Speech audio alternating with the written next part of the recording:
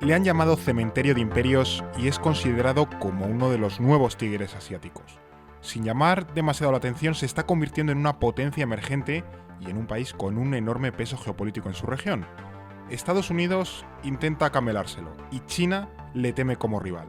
Hoy, en No es el fin del mundo, hablamos de Vietnam. No es el fin del mundo, el podcast semanal del orden mundial.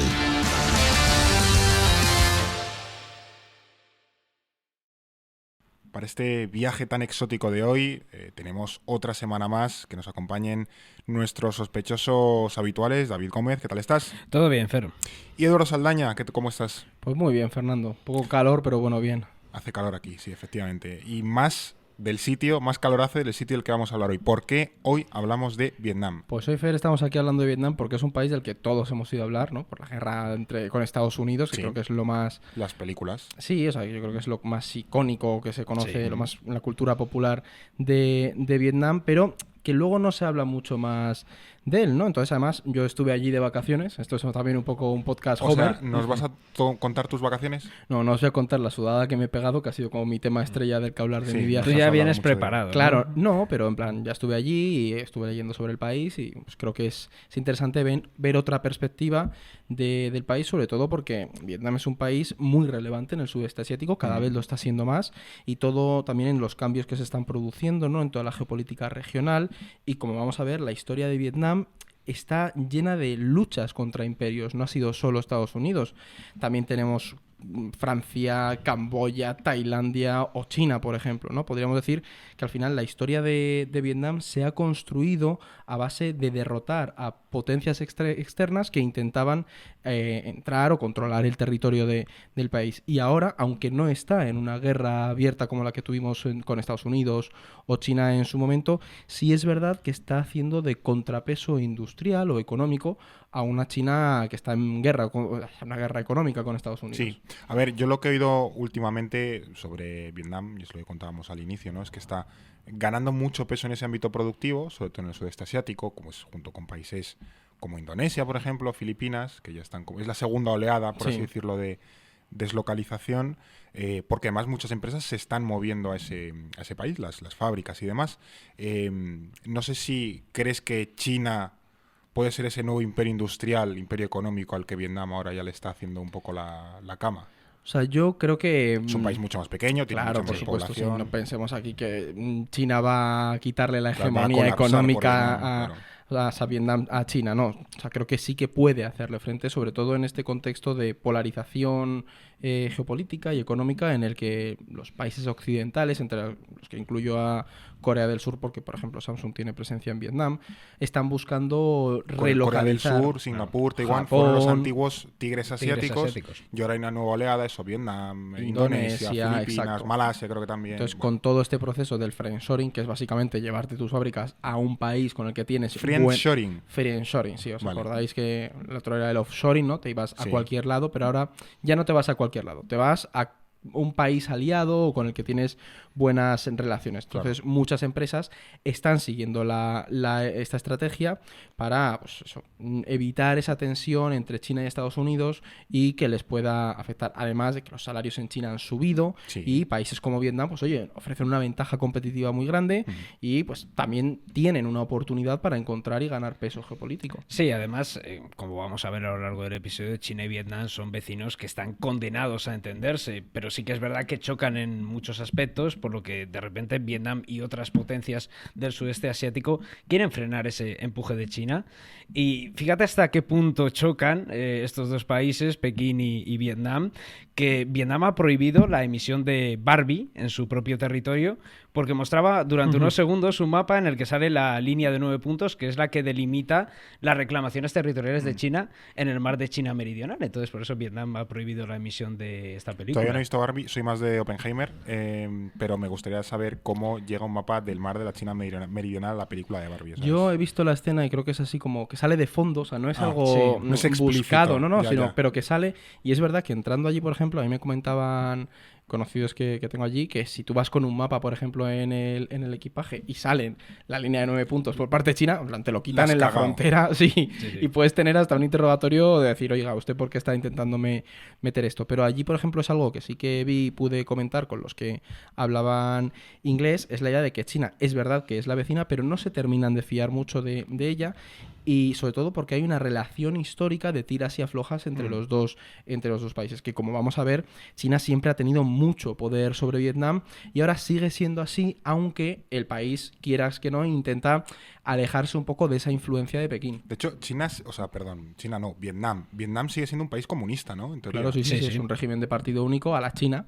De hecho, o sea, Ho Chi Minh y Mao... Claro. Ho Chi Minh ayudó a construir todo el movimiento de la China comunista de Mao. Claro, es que luego entraremos un poco en eso, pero para que veamos un poco las contradicciones o los matices grises del mundo, que Vietnam, que en teoría es un país comunista, tiene ciertos roces con China, que es otro país comunista. O sea, que el hecho de que ser comunista no te debe llevarte con todos los como vamos a comentar, era más amigo de la Unión Soviética que de la China de Mao. Por eso, que hay muchas alianzas variables y, en fin, la geopolítica del siglo XXI con Estados Unidos por en medio contra China también afecta a todo eso, ¿no?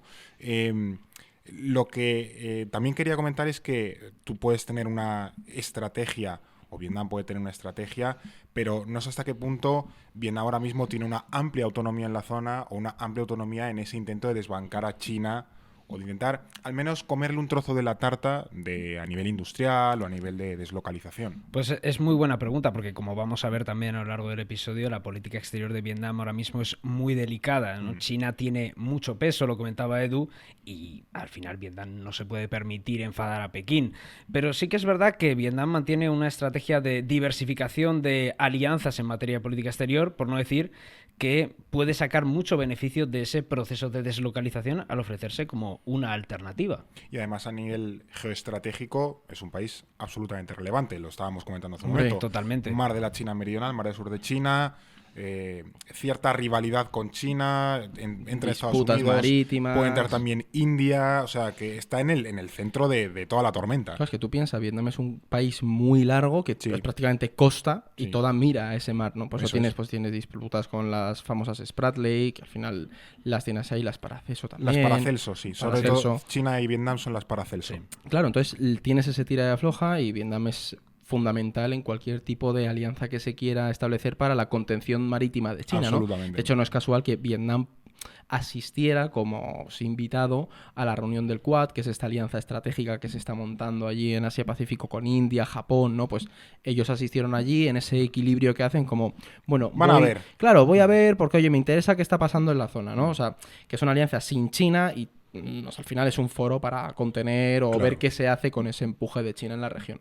De todas formas, creo que antes de seguir con todo esto, con todo el papel geopolítico que tiene Vietnam en la región, creo que es conveniente que hablemos un poco del país, ¿no? Porque Vietnam, eso más allá de Apocalypse Now y estas pelis de, de Hollywood y tal, de la guerra de Vietnam, es un país poco conocido. Se viaja antes a Tailandia o a Japón o a la propia China antes que a Vietnam. Es un destino también un poco Yo lo emergente. recomiendo mucho, que parece que no está patrocinando aquí, pero yo recomiendo un viaje a Vietnam. Visit Vietnam, claro, aquí, madre mía. Más allá del calor, recomendable.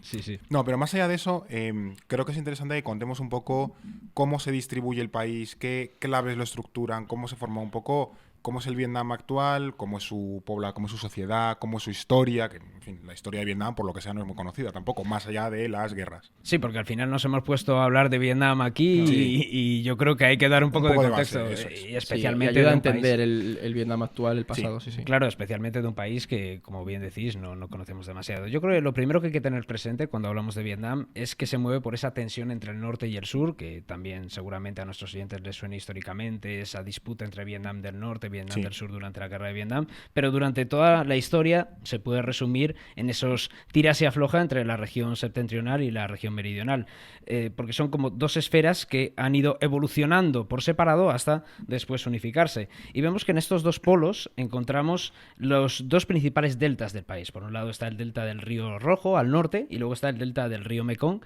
al sur. Y estas zonas son las que concentran, al fin y al cabo, esa riqueza industrial y económica del país y a la mayoría de la población. Que de hecho, así como como añadido, hay una metáfora que se cuenta en Vietnam y es, ¿habéis visto alguna vez la imagen de la señora con el gorro vietnamita y una esta de bambú llevando unas cestas colgadas? Mitiquísimo. Claro, Sí. pues ahí se utiliza la metáfora de que ese palo de bambú con las cestas representa el país, ¿no? Tú tienes el delta del Mekong, el delta del Río Rojo y la zona central que es árida vendría a ser el palo de bambú, con esos arroces, esos grandes arrozales del norte y el sur. Entonces, porque Madre mía, qué poéticos. me he puesto se la ponen camisa los hoy así vietnamitas.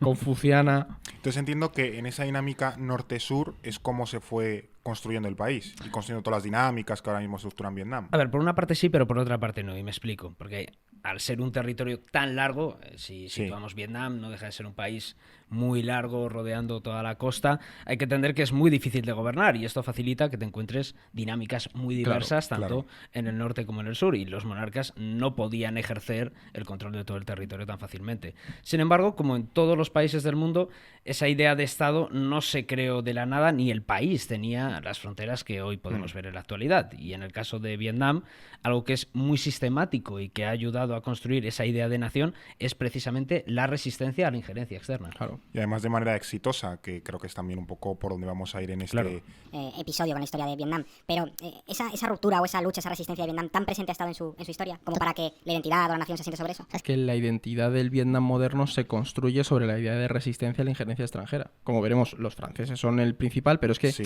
tienen cuando, ejemplos. o sea, no solo hablamos de esa guerra contra Estados Unidos, sino de toda la historia del territorio. Para que os hagáis una idea, hay una historia famosa, una leyenda en Vietnam, que es la historia de Lady Trieu o Ba Trieu, que yo recomiendo buscarlo a quien nos esté escuchando o viendo.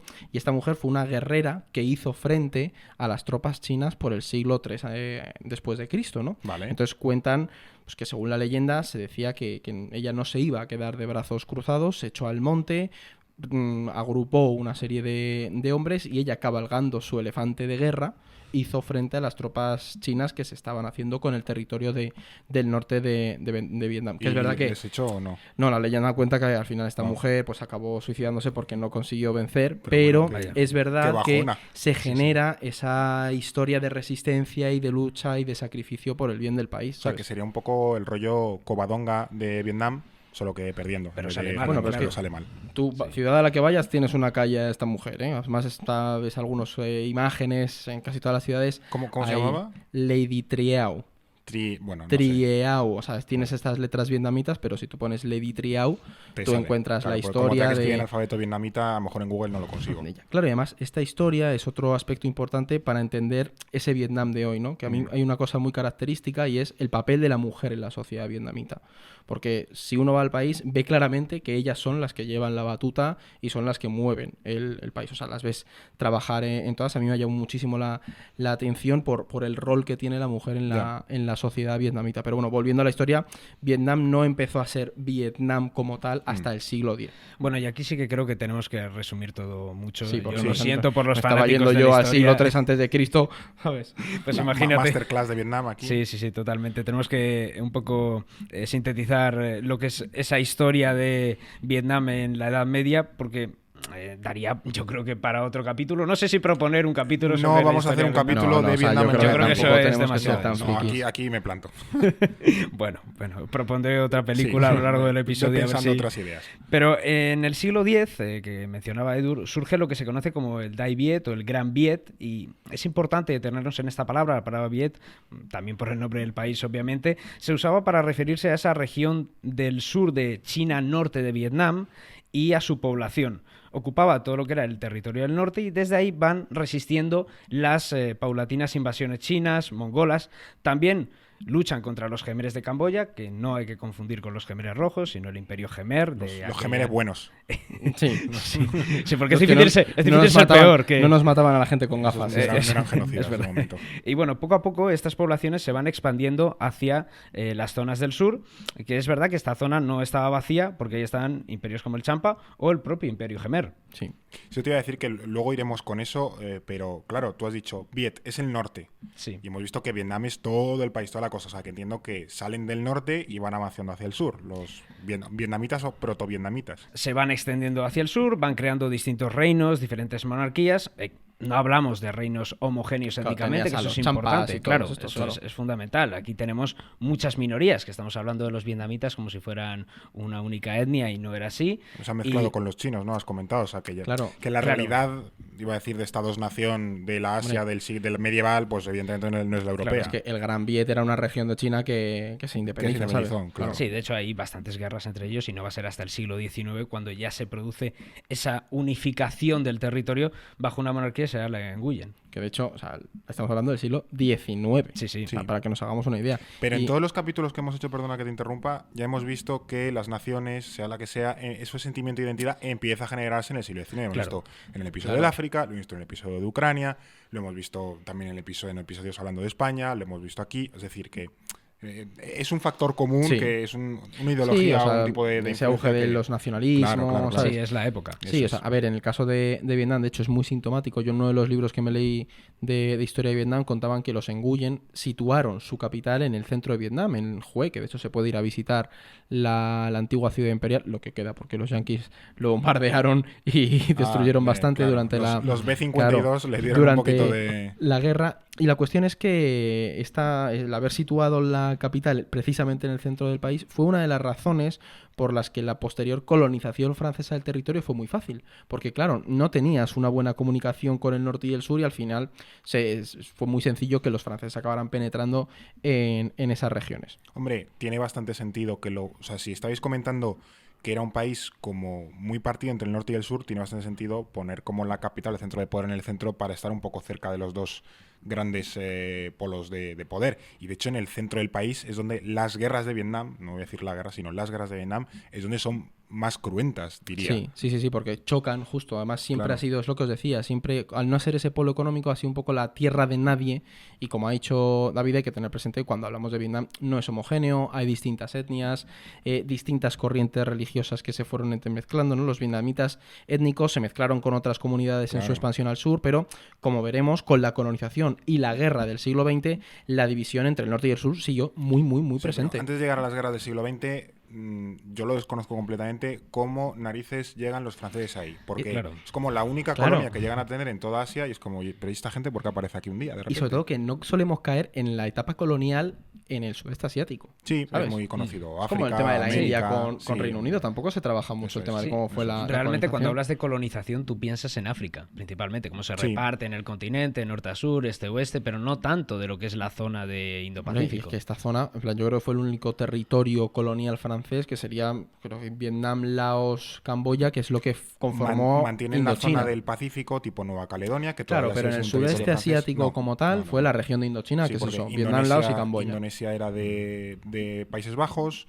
luego tenías Malasia y toda esa zona era el Macao Reino de Unido, Portugal. Macao de Portugal, Hong Kong de Reino Unido, en fin, pero esa zona quedó exclusiva para Francia. Sí, totalmente. Y la pregunta que hacías, cómo llegaron los franceses a Indochina, pues lo hicieron siguiendo la estela de los comerciantes portugueses y holandeses, y esos misioneros franceses fueron entrando en el territorio, pero hay que decir que se encontraron con bastante resistencia. Claro. Muchos, de hecho, fueron asesinados o secuestrados, y ya fue el gobierno de Napoleón III el que ordenó que se interviniera para acabar con esa persecución que había a los misioneros franceses en la región, y a raíz de eso, pues las tropas francesas ya se van a asentar en el sur, en lo que es el delta del Mekong, y ahí se establece lo que es la colonia de Cochinchina. Se O sea, luchó... cuando te mandan a la Cochinchina, Es allí. esa es la Sí. Cochinchina. Exactamente, La buena. zona del sur. Como así en la parte final de Vietnam. Ya, Sí, ya, ya, ya. exactamente. Ahí esa zona del sur, como comentábamos, lo que es el delta del Mekong. Se luchó contra los vietnamitas en el norte, el ejército francés, en el centro también, hasta que a finales del siglo XIX el territorio ya queda bajo control francés. Y se divide en tres zonas, que esto seguramente la gente que haya estudiado historia del mundo contemporáneo en el instituto lo sabrá. Está Cochinchina, que era una colonia, y luego están los protectorados de Tonkin al norte, con un gobernador francés en lo que sería Hanoi, y el protectorado de Annan, en el centro del país, y controlado por esa dinastía Nguyen de vietnamitas. Pero ¿cómo sabes tú en el Instituto del Protectorado de Tonkin? ¿Tú no lo has ¿Qué me estás estudiado? contando? Sí. El protectorado en O sea, yo he de decir que tercero esto, de la ESO, ¿no? esto es muy No, útil. primero- Está convencidísimo. ¿eh? Primero de bachillerato, Tonkin, seguro, sí, porque ¿eh? yo creo que hay un libro de, en plan, ¿cómo se llama este francés? A mí no me gusta. Bueno, es un cómic de Tintín. Tintín en Pero Tonkin, yo creo que hay. Yo creo que es No. belga, No, Tintín. eso es de belga, Bruce es Islas. belga, sí, Tintín sí. es del Ye, que es belga. Pero no hay uno de Tintín No, en está Tonkin el Loto o en Azul, Indochina. que es en China de cuando Yo creo invaden que los los están japoneses. mezclando con los libros de Teo. Sí, yo sé que Teo va allí con venden Chinchina. camisetas de Tintín en Tonkin. Entonces a lo mejor me la han colado Bueno, con mientras las Eduardo se aclara con falsificaciones. sus referentes literarios y el instituto, también es importante que hablemos si hay resistencia a Francia en ese momento o no. Porque, bueno, en fin, no es la primera guerra, no guerra que tendrán, pero bueno, que no llegan amadísimos por los Claro, sobre vietnamitas. todo, no llegan a una tierra yerma y sin ningún tipo de sociedad, ¿no? Llegan a una que había estado luchando internamente porque Sí. ha habido históricamente muchas guerras con camboyanos, jemeres, etcétera, ¿no? Y de hecho, ¿sabes qué influyó mucho en el surgimiento del nacionalismo vietnamita? Esto para mí me pareció muy curioso. Fue el cambio de escritura que se impuso durante la etapa colonial. Ah, que cambiaron el alfabeto. Claro, porque ellos usaban el alfabeto chino, no sé cómo se llama Bueno, ahora mismo, sí. se me ha olvidado, pero bueno, usaban el alfabeto chino, ¿no? Estos Y no de sé, pictogramas claro, o pero- ideogramas, no sé. Sí, yo no sé si tenéis presente ahora mismo el alfabeto vietnamita. Es un poco como Pues el, no. pues es un poco como el nuestro, como el alfabeto latino, pero con algún tipo de serigrafía para, digamos, pillar las entonaciones. Pero Vale. básicamente es muy similar al nuestro. Tú lo puedes leer, aunque no pilles el Aunque no tono. habléis vietnamita. Claro, pero ¿qué ocurrió? Que de hecho fue hecho por misioneros, si no recuerdo más. O sea, era- fue un rollo como Turquía, que se cambió el alfabeto para Exactamente. occidentalizarse. Lo que hicieron Francisco de Pina y Alexandre de Rhodes en el siglo XVI fue empezar a crear un diccionario y adaptar esa lengua al alfabeto latino. Francisco de Pina, perdona, que creo que es español. No sé si vi No que me era lío, no de- estoy portugués, equivocado, yo creo portugués. que era algo así, ¿sabes? Creo En que plan- nació en Zaragoza, vi en la Wikipedia, pero bueno. no sé si... No sé si será ese señor. Claro, y es que pasa que es que los franceses posteriormente con la colonización lo empezaron a imponer de manera Sí. masiva, porque era una forma también de romper con la influencia de China en Vietnam y de cristianizar al país, ¿no? Y además de, pues, al final poco a poco fue ganando mucha presencia y se impulsó una campaña bestial para que se Porque usara este de alfabeto. religión que eran. En el norte confucianos, en el sur eran Vale. más budistas, ¿sabes? Vale, Entonces, franceses co- dijeron, mira, esto claro. es una mierda, cristianos Y o nada. el confucianismo era lo que estructuraba todo el sistema del Estado, a los Sí, mandarinos. como pasa en China y Claro, demás. es que era igual, o sea, es que era básicamente una Sí, sí, sí. extensión del sistema chino. Pero esto del alfabeto es muy interesante, esto que señala Edu, porque ayudó mucho a que la imprenta fuera más sencilla en el Claro. país, se aceleró mucho. Por ejemplo, en los años 20 había 60 periódicos Es que en eso es una Vietnam. bestialidad, Claro, Es y, mucho para ser un territorio colonial. claro, y hay que entender que esto ayudó mucho también a que surgieran todos esos movimientos nacionalistas, a que Sí. se pudieran difundir sus ideas entre la población, y hubo movimientos de resistencia a la ocupación desde el primer momento. Sí. Los vietnamitas utilizaban esas estrategias de guerrilla que vamos a ir viendo posteriormente, siempre se relacionan con la guerra de Vietnam con Estados Unidos, pero realmente ya vienen de atrás, no es algo que Los naciera... franceses las padecieron bastante. Exactamente. Sí, los franceses la pasaron un poco canutas y en ese momento, principios del siglo XX, ya es cuando empieza a surgir un movimiento de liberación por Vietnam y tal. Sí y no. Creo que ahí se empieza a Todo lo fraguar. estás contentando. Sí, todo es esto, gallego, sí, ¿no? es gallego. Estoy bastante ambiguo, estoy bastante modo Feijó, Rajoy. Pero lo cierto es que ahí es verdad que se empieza a fraguar el nacionalismo y esa lucha que luego veremos sobre todo en la guerra de independencia de Indochina tras la Segunda Guerra Mundial. El rechazo a los franceses es claro en esas zonas rurales y también entre los no católicos. Claro. Y como comentaba Claro. Edu, que el aspecto religioso es importante porque esa minoría católica va a desempeñar un papel muy relevante en la guerra de Vietnam contra Estados Unidos, porque los católicos se asociaban lógicamente al poder colonial Era francés. un poco se convirtió en la élite. Claro, la élite del país, ¿no? claro, Ya. al Y de hecho, final- el territorio de Vietnam del Sur, durante la guerra con Estados Unidos, acabaría dominado gobernado por católicos. Ya. Sí, bueno, de hecho es lo que comentabas, que Vietnam del Sur terminó gobernado por un católico Eso, durante sí, la sí, guerra un de montón, Vietnam. un y- vietnamita católico de Claro, presidente pero del como país. fue donde era la colonia de Cochinchina que más controlaba Que el Francia, norte se quedó un poco a su Sí. rollo, ¿no? Y los Porque- franceses le metieron caña al sur. era donde tenía más resistencia. Ya. Y de hecho, por seguir un poco con tu pregunta, sí que surgieron movimientos independentistas, que esto recuerda un poco al caso de Turquía, si os acordáis. ¿Qué pasa? Eran jóvenes que habían crecido bajo ese dominio colonial, que tenían, también con muchos territorios coloniales africanos pasó lo mismo, ¿no? Sí. Tenían mucha influencia de las ideas occidentales y querían más una república, no un modelo de monarquía como el que había habido previamente, ¿no? Hubo dos corrientes dominantes en Vietnam, por así resumirlo, que tampoco podemos dar aquí todos los detalles. Una que bebió mucho del modelo chino del Kuomintang en su Que era momento. republicano nacionalista. Claro. Sí. Sí. Y otra corriente marxista que estaría representada por el Partido Comunista de Vietnam y de Indochina, ¿no? Y aquí, Fernando, hay una figura que cambiaría la historia de Vietnam y yo te diría que la historia del mundo, porque fue uno de los grandes quebraderos de cabeza para Francia, para Washington, posteriormente también para China, que es Nguyen Sinh Cung, más conocido como Ho Chi Minh. Thế là người Việt Nam thì phải đứng lên đánh thực dân Pháp. Este es el que lleva barbita, así como Sí, perillita. como una perilla larga. Sí. Ya, sí, me suena. Bueno, a ver, efectivamente es de los grandes personajes del siglo XX, de la historia mundial. Una ciudad lleva su nombre.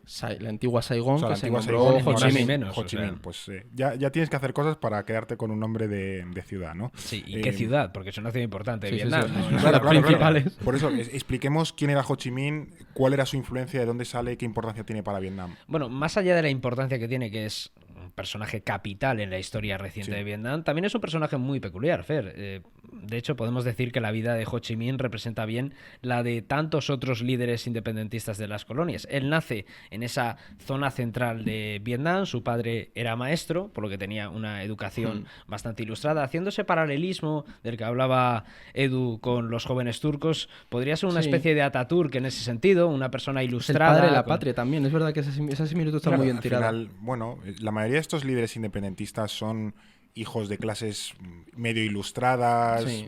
que al final estudian en Europa o hacen cosas así, entonces, pues bueno, se pillan las ideas occidentales y las llevan a su contexto. Sí, además él crece durante la colonia, Claro. no conoce ese periodo imperial y era de esa generación que miraba a las corrientes ideológicas de fuera y que veía en ellas el futuro para su país, para Vietnam. Que eso, que es lo que decíamos, me recuerda el mismo patrón, años 1920, estudio en París, estudio en Justo. Moscú, estudio Sí. en Berlín, estoy en Estados Unidos y vuelvo a mi país y veo que estamos todos Claro. oprimidos y que hay que luchar por la independencia. Sí, de hecho en el episodio de África también volvemos a Es que es ese, muy, Claro. muy similar ese, esto. ese- Sí, sí, ese sí. patrón, ¿no? Ho Chi Minh, de hecho, se fue de Vietnam en 1911 y no regresó definitivamente hasta los años 40 prácticamente. Estuvo gran parte del tiempo, muchos años trabajando como mozo de cocina en Francia, en Reino Unido, también en Estados Unidos, y es ahí donde entra en contacto con esos movimientos de izquierda y anticoloniales y fue construyendo su ideología. De hecho, Ho Chi Minh es uno de los miembros fundadores del Partido Comunista Francés, que a mí eso me Ostras, flipa. Esto para mí es increíble. No es poca cosa, el Partido Comunista Francés, de los grandes partidos comunistas de Europa, y Sí, estaba sí. Ho Chi Minh Claro, ya no. en Y el de hecho ajo. fue de los que presionó para que se metiera en la internacional, ¿sabes? Es decir, y al final todo este tirón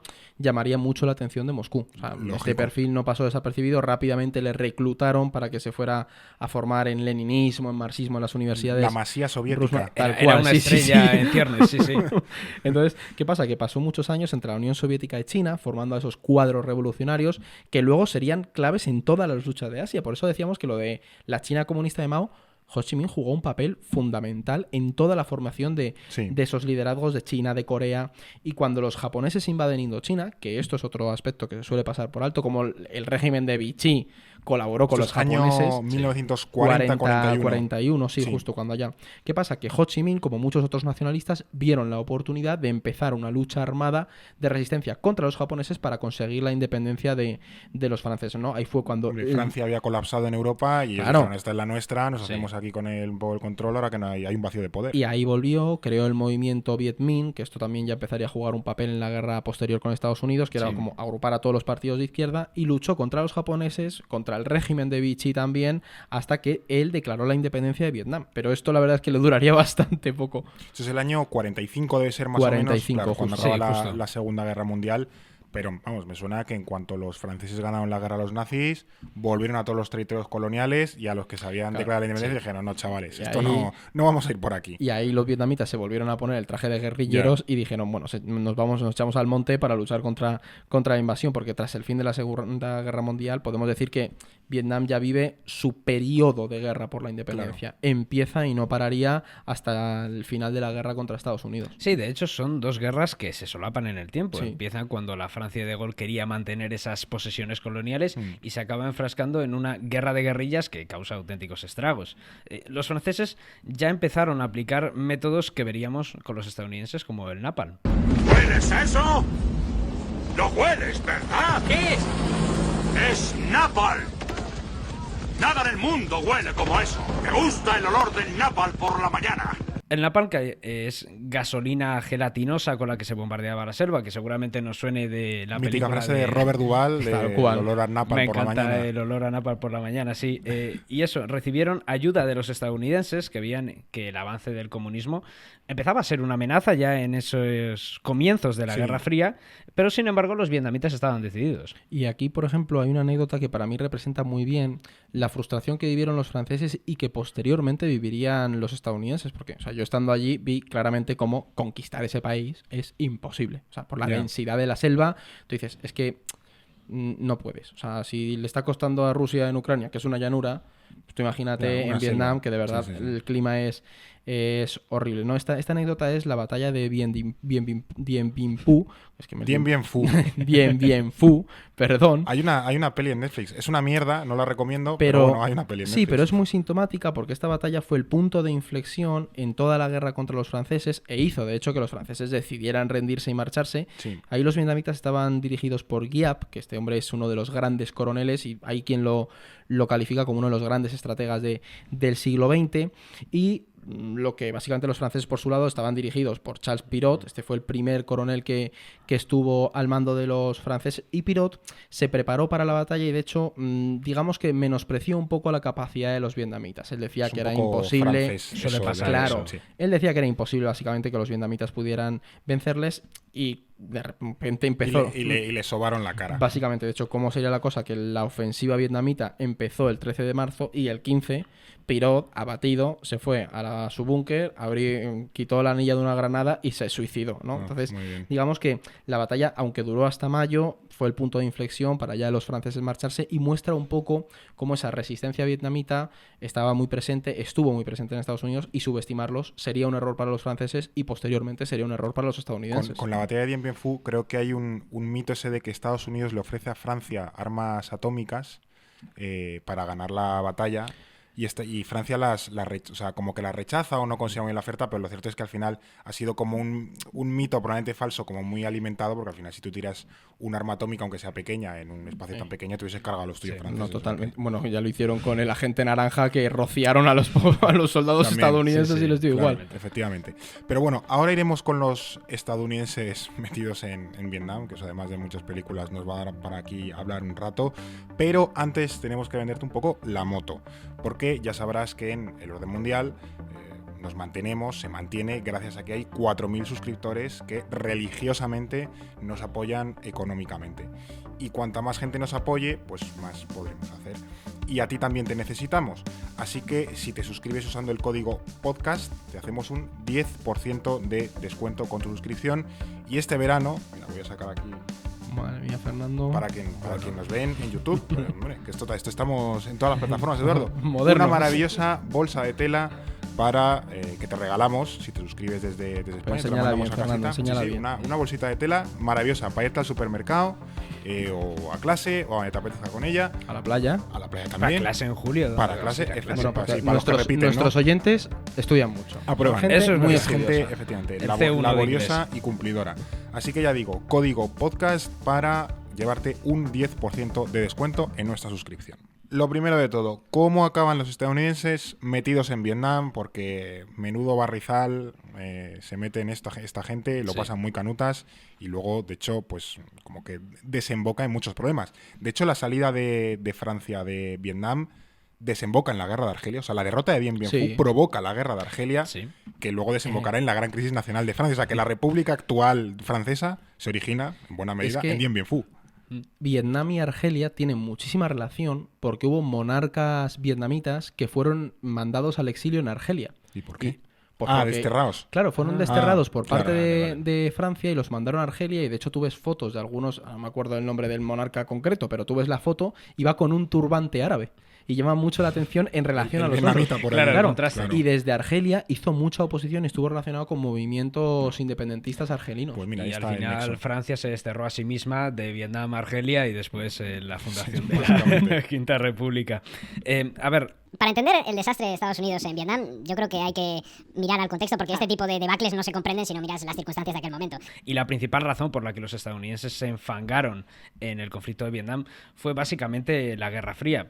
Pensemos que estábamos en un mundo que era el de la doctrina de contención, que había que parar al comunismo. Justo, como fuese y donde fuese. Claro, era el momento también de esa teoría del efecto dominó, que si caía Indochina empezaban a caer todos los territorios de Asia. Veníamos de la Guerra de Corea también, ojo, Claro, con la partición de Corea. Había mucho miedo a toda esa expansión comunista. Claro, y a Washington en un primer momento el Viet Minh le fue útil para luchar contra los japoneses, eso hay que decirlo, pero la conexión de Ho Chi Minh con Moscú y posteriormente con China no les hacía demasiada gracia. Por eso apoyaron a los franceses y cuando se dividió el país apoyaron al régimen católico del sur. De hecho, aquí como anécdota de lo que era esa época, creo que es bastante ilustrativa, la CIA ayudó a que el presidente de Vietnam del Sur llegara al poder. Pero cuando vieron que su régimen no estaba siendo capaz de gestionar esa situación y que se le iba de las manos, apoyaron el alzamiento militar que acabó con él e impuso un régimen militar en el país. Fueron poco elegantes, siempre le montaron en el furgón y le pegaron 4 tiros directa según le montaron. O sea, sí, las escenas de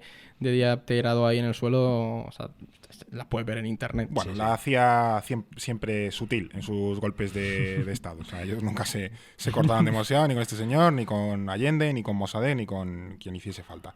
Lo que está claro es que esta guerra contra Estados Unidos marcó muchísimo la historia de Vietnam y diría que fue como su segundo renacimiento como nación. Sí, o sea, yo ahí estoy totalmente de acuerdo. Yo creo que fue el punto en el que el Vietnam actual se empezó a concebir. De todas formas, yo cuando estuve ahí me chocó mucho cómo se ha encajado ese pasado en Vietnam, porque pensemos que la guerra fue la mayor gesta patriótica de la historia del Vietnam actual, o sea, derrotaron a la principal potencia del mundo. Ahí también siempre he pensado, si tú te miras las cifras de bajas de esa guerra, los estadounidenses tienen como 70.000 bajas y los vietnamitas 1,5 millones. Es Claro. decir, ganan, pero a un precio de tener que poner, no sé, 20 muertos por cada Porque estadounidense que te llevas. también hubo muchos vietnamitas del sur que luchaban contra los vietnamitas del norte.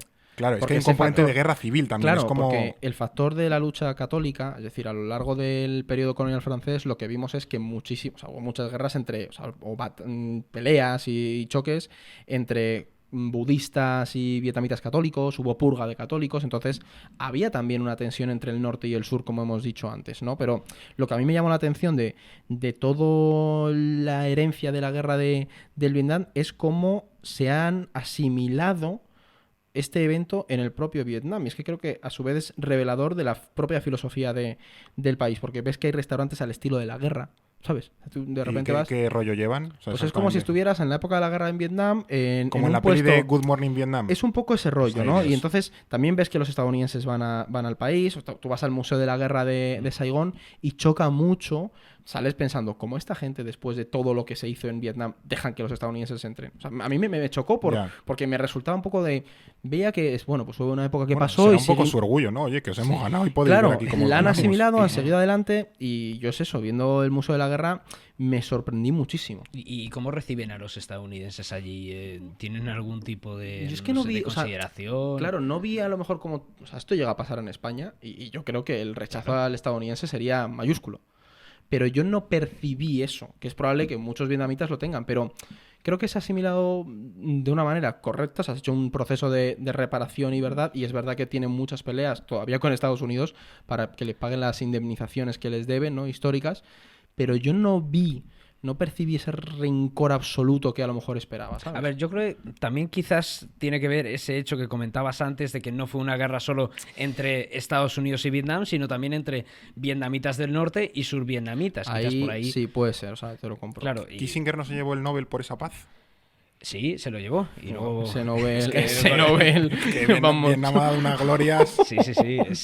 Y luego el golpe de Estado en Chile. Bueno, no sé si fue el mismo año o el año anterior. Ahí más o menos estaba. Porque, 73, el de Allende, ¿no? Claro, y- Septiembre del 73. claro, y el Nobel este será en el 73 también. Más Por o ahí menos. debe Ese ser Nobel esas fue fechas. coge el Nobel y corre, ¿sabes? Sí, ¿no? Está en el Obama ahí. Todavía lo tiene ahí Kissinger en la vitrina, pero es cierto que, Realmente. bueno, que ni siquiera a pesar de haber ganado Estados Unidos, los vietnamitas siguieron pegándose con gente. Es que tú te ves esa historia más reciente y siguen pegándose con Sí. gente después de haber ganado a Francia, después de haber ganado a Estados Unidos. Sí, absolutamente. Y es verdad que no solemos prestar tanta atención a este periodo sobre lo que pasa después de Claro, la una guerra vez de se va a Vietnam. Estados Unidos, como que Vietnam ya desaparece. Claro, se va, esta- ahí se queda claro, en el es que rincón. es tal cual. Ahí acaba la historia. Sí, ¿Y sí, ahora sí, qué sí. pasa con Vietnam? Pero es que ahí vimos un enfrentamiento entre bloques comunistas que mencionábamos al principio. Si os acordáis, Ho Chi Minh hemos mencionado que tenía muy buena relación con Moscú, con la Unión Soviética. Sin embargo, sus relaciones con la China comunista eran un poquito más tensas. Al Porque igual las relaciones de la URSS con China, a su vez, eran tirantes. eran tirantes Eso también. es. Todo Que- cuadra claro, en ese que el contexto. bloque de la- comunista no era un bloque Eso es. monolítico, que a veces incide mucho en esa idea, pero Sí, sí. no Como era- también y en Vietnam el- estaba ahí en medio.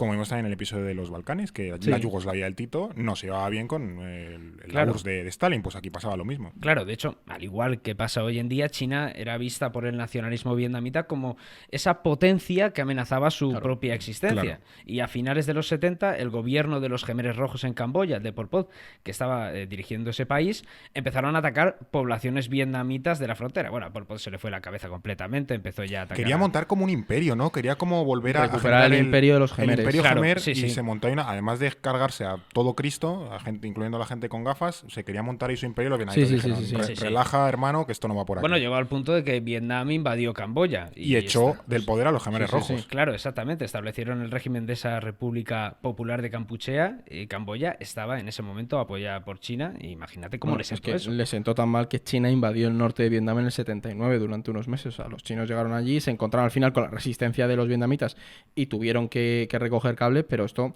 acercó aún más a Vietnam a Moscú y las relaciones con China, de hecho, no se empezaron a resolver o mejorar hasta finales de los 90, a principios del 2000. O sea que en 25 años Vietnam gana a Francia, a Estados Unidos, a Camboya y a China. Tremendo palmarés ese, ¿eh? No, Sí, no, sí, sí, o sea, no una- es moco de pavo. Es una buena racha. Todo esto creo que también se entiende en esa tensión que todavía puede estar más o menos latente con China y también porque las relaciones se han restablecido con Estados Unidos a pesar de lo que tú comentabas, ¿no? De la guerra. Claro. Que a lo mejor a ellos les interesa también empezar a llevarse bien con Estados Unidos y dejar atrás un poco ese pasado. O sea, o que a lo mejor se llevan peor con China de lo que se llevan con Estados Unidos y dicen, bueno, mira, vamos a solucionar el tema de la memoria de la guerra porque con quien nos llevamos mal, con quien tenemos la rivalidad es con China.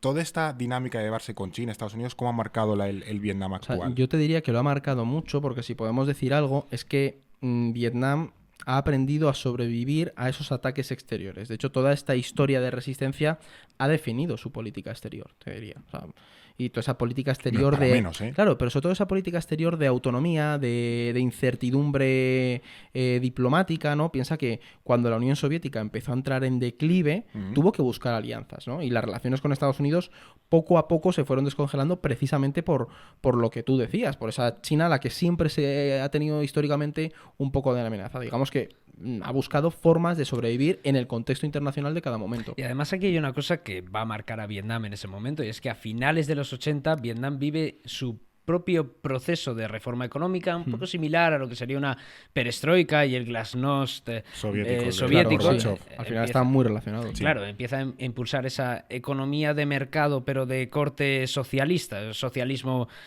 con características chinas a lo vietnamita, ¿no? O sea, que Eso. hacer un poco el mismo desarrollo o el mismo giro que hace la China de entonces. Sí, básicamente es ese proceso, y a los vietnamitas les ha funcionado y también han sabido aprovechar el rebufo de ese crecimiento económico chino para impulsar su propia economía. Y lo han conseguido aprovechar. O sea, Sí. Vietnam, bueno, es lo que decíamos, ¿no? Es uno de los nuevos tigres asiáticos. Entiendo que hay un desarrollo, un impulso importante. Y sigue habiendo brechas norte-sur. O sea, todo ese crecimiento ha unificado económicamente al país. O sea, yo lo que vi durante el viaje y lo que todos los indicadores dejan muy claro es que Vietnam está en un proceso de crecimiento de la clase media y además se nota mucho.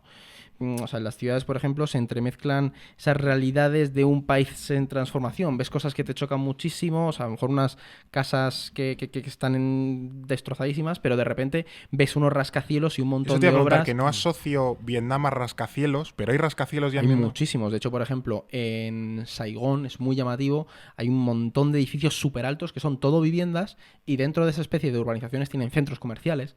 ¿Sabes? Tienes un contraste muy grande, pero es ese contraste que también... Centros comerciales en edificios de viviendas. Sí, o sea, tú tienes como una urbanización de torres enormes de viviendas y ahí dentro pues tienen sus propios mercados, ¿sabes? Porque al Ojo, final ahí a lo viven mejor 10.000 personas ahí claro, dentro, viven entonces, muchísimas. sí, sí, Pasa claro. un poco como en ciudades chinas, ¿no? Y la división norte-sur sí que se nota, sobre todo una diferencia económica entre el norte y el sur, no tienes esos enfrentamientos históricos. Por ejemplo, cuando vas a Saigón, a Ho Chi Minh, Sí. tú ahí ves muchísimas motos. Eso llama un montón la Hombre, atención las porque... míticas motillos de Claro, Vietnam eso ahí es que verdad. nunca se chocan. Pero sí, eso que de hecho yo conocí a un... ¿Viste cómo se chocaba una moto vietnamita? No, no lo he visto. Ah, Me han dicho claro, que... era difícil. O sea, que yo tengo conocidos allí, me han dicho que han visto accidentes, pero es verdad que se mueven por otras normas de tráfico. O sea, es más... Un poco a la napolitana. Sí, yo te diría que sí, toca mucho el claxon, pero la Sí, cosa, a la napolitana. volviendo al tema, Tú cuando vas a Hanoi, por ejemplo, notas la presencia de más vehículos y notas una ciudad más rica que el sur de Vietnam. Y además hay otro aspecto que para mí es muy importante y me llamó mucho la atención, y es que dentro del país las minorías siguen teniendo un contexto de marginación. Por ejemplo, en el norte tú vas a la región de Sapa o de Khao Lai y ahí ves que hay minorías como los Hmong, que son muy típicos de esa zona, Vale. que viven en situaciones de exclusión social en muchos casos, ¿sabes? Bueno, y aparte, Vietnam sigue teniendo muchos retos internos. Por Claro, ejemplo, o sea, es el que- más claro y evidente es la libertad de expresión. Que no se nos olvide Es un que régimen de Vietnam partido es único. una dictadura de partido único, y luego también hay problemas como el tráfico de personas, el tráfico de drogas a través del Mekong. Son cosas que están presentes y que no se puede dejar de mencionar.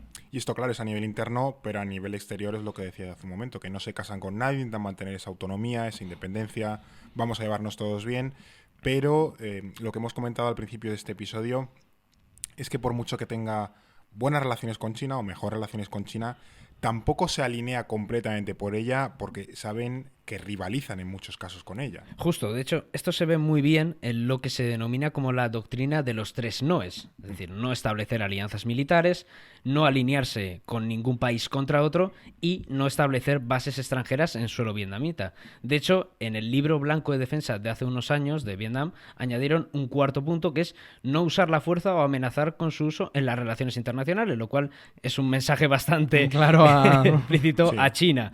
Esto es sin duda la doctrina de un país no alineado que quiere mantener ese estatus en el orden internacional. Y Vietnam, lo hemos comentado durante todo el episodio, al final quiere mantener ese equilibrio estratégico y va pivotando entre distintos actores en función de su conveniencia. Tiende puentes con China, hace hincapié en la política de buena vecindad, pero también se acerca a India o a Estados Unidos. Está respaldado por esta doctrina de la ambigüedad que le permite ser más dinámico y también Sí. más pragmático. O sea, yo te diría que todo esto está muy bien, pero que no les pase como a Suecia o Finlandia, que es como yo quiero ser neutral, no quiero aliarme con nadie, Es que ese es el pero en gran el reto. mundo pasan cosas y te obliga a reaccionar. Y al final, yo creo que es el pues gran Suecia o reto que Finlandia tiene acaban en la Vietnam, OTAN, sí, no es que Vietnam vaya a acabar en la OTAN, lógicamente, pero no sé si la rivalidad con China o las crecientes tensiones en el sudeste asiático pueden acabar obligando a Es que que Vietnam tenga que tomar una decisión. es Mójate, un- muchacho. Es que es uno de los grandes retos que tiene el equilibrio estratégico, ¿no? Que tú Claro. mantienes esa ambigüedad hasta que llega un punto en el que el mundo te dice, deja de ser Hasta que alguien ambiguo. corta la cuerda y ya no Claro, puedes estar en esa equilibrio. es la cuestión. Y de hecho yo tengo dudas de cómo Vietnam se va a encajar en el orden internacional, porque además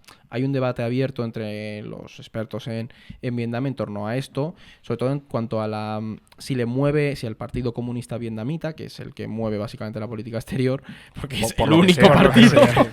No, pero en cuanto a si les mueve más la ideología o la defensa del Estado, ¿no? Hay Ya. quien defiende que por ideología van a estar alineados con China y otros que te dicen que lo importante es la defensa del Estado, ¿no? Y de hecho es un error pensar que la ideología es lo que va a mover a Vietnam y que va a estar alineada con China porque Por sí. eso que tiene conflictos en las Paracelsos, o sea, que no es... Claro, o sea, yo al final lo que veremos es un Vietnam que aprovechará su posición privilegiada en el Indo-Pacífico para pivotar entre potencias, pero no por ser comunista va a estar constantemente No, alineado claro, con China. De hecho, en abril del 2023 de este año vimos como Blinken fue a Vietnam, eso abrió el secretario, el secretario de Estado estadounidense. estadounidense. Esto generó mucho debate interno entre la propia élite vietnamita porque saben que tienen que tender puentes con Estados Unidos por el contexto internacional, pero tampoco pueden hacerlo enfadando a China. Ya. Es decir, tú tienes que mantener siempre ese equilibrio para que el de arriba no te presione porque a nivel comercial te puedes cortar el Sí. grifo, ¿no? Yo Entonces, entiendo que lo que tú decías de que el norte del país es rico, entiendo que es también gracias a China. claro, que hombre, irradia, por y así toda decirlo, esa parte de la- deslocalización bebe Claro, mucho de eso. Es decir, claro. tú puedes hacer ese acercamiento, pero venderlo como una evolución de las relaciones y no como una alianza estratégica para frenar el empuje que Ya. puedes tener. Claro, de todas formas yo creo que al final Vietnam es un ejemplo de todo lo que está pasando a muchos países de la zona, véase Tailandia, Indonesia, incluso Sí. Camboya, que es verdad que tienen sus disputas con China, necesitan tener una política autónoma que les permita no ser una marioneta económica de Pekín, pero a su vez también tienen mucha dependencia de China y tampoco quieren que Estados Unidos les utilice en esa lucha geopolítica que tienen con el régimen comunista Bueno, chino. te diría que es casi lo que nos pasa en Europa.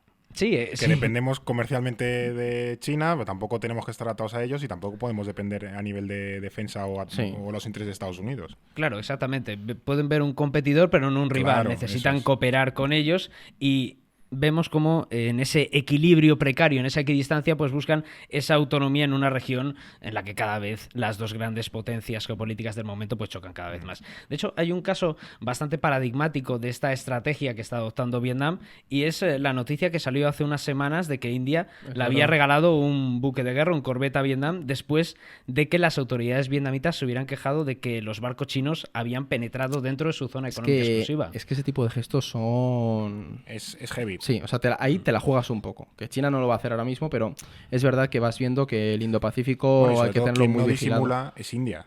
O sea, No. al final a ti te regalan un barco, pero quien lo regala, quien activamente está moviendo fichas es India. Pero como acabamos de decir, Vietnam tiene esa doctrina, los 4 noes, y, Sí, y como... aceptar este regalo roza un poquito el sí, la verdad. Como San Pedro, que también negó a Jesús 3 veces. Pues Sí, lo mismo totalmente. Vietnam, y luego se lo tragó. Pero es cierto que hay un equilibrio complicado. ¿Y cómo va a desarrollar? ¿Cómo va a poder...? O sobre todo, ¿qué le hace un lugar tan atractivo para la inversión y a la vez tan competitivo? Pues que yo aquí te diría que para mí hay dos aspectos claves que despiertan el interés en un país como Vietnam a nivel internacional. Por un lado, el económico, ¿no? Porque ahora mismo los salarios en Vietnam son más bajos que en China, por lo tanto, invertir en Vietnam es mucho más rentable para las, O sea, no para es que las sean empresas. bajos de que sean extremadamente pobres, sino que... Hombre, en relación China- a los de China son mucho más Claro, pero competitivos. que eran salarios que en China la deslocalización era rentable hace 20 años, pero como China ha ido desarrollándose y ha ido atrayendo mucha actividad, los salarios han subido mucho en China Claro. y ahora ya es un poco caro para seguir produciendo, yo que sé, iPhones allí, entonces se lo llevan a Te Vietnam. lo llevas sabiendo. Además, por ejemplo, Vietnam tiene una red de puertos, de aeropuertos muy desarrollada, Claro. por lo que también es muy fácil extender las cadenas de suministro al país, ¿no? Es un país eminentemente costero, es toda costa, entonces Sí. su presencia marítima es muy Eso importante. es, vamos, logísticamente muy, muy bueno. Claro. Una ventaja competitiva impresionante. Claro, totalmente. Y en relación con esto de las infraestructuras, hay que decir que Vietnam no solo tiene los puertos, sino que también comparte esa frontera con Claro. China y eso hace que sea mucho más factible que lleguen productos desde allí y recursos para esa producción.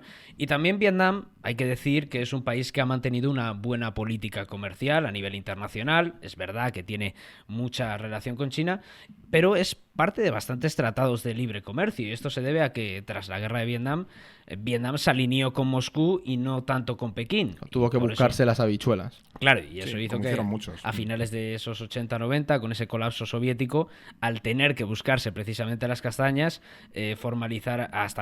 formalizar esas relaciones con China en los 90, pues vemos cómo Vietnam formalizó esos acuerdos y cómo fue buscándose las habichuelas. Se poquito a abrió, poco. se abrió al mundo, por así Sí, decirlo. claro, es que eso me pregunto también por ir cerrando un poco, no sé hasta qué punto veis que si realmente Vietnam tiene un potencial grande en esta zona del Indo-Pacífico o puede ser un bluff.